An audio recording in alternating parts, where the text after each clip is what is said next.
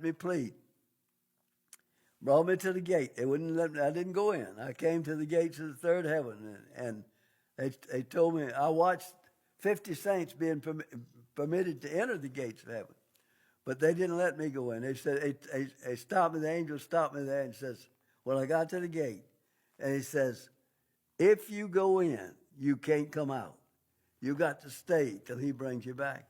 I said, "If I can't come out, then that means my physical life is over. And you told me I could ask him." Angel said, "You can ask him, but you stand outside this gate and ask him." And so I did. I came and I was allowed to plead my case. And I was pleading to a God I couldn't see, but I knew it was total silence while I pled my case.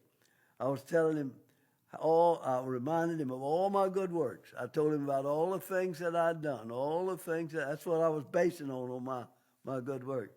I told him about all of that. And when he was never said a word till I finished. When I finished, then he answered me in a voice that sounded like thunder. Wasn't anything like the voice that Satan had used on him. He says, he started, I'm going to try to quote verbatim exactly what he says. "Your faith is dead. Your works are in vain. The life that you lived and offered to me as a life of Christian service is an abomination that I rejected in the Pharisee.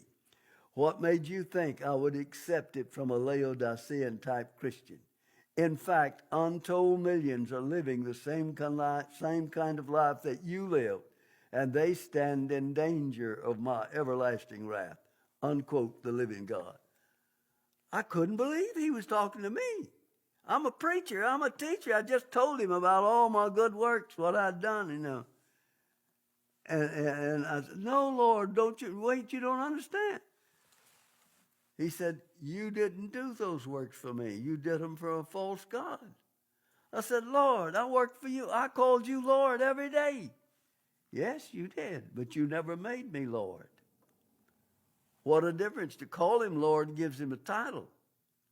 To make him Lord promotes him to ruler of life. Who is your Lord?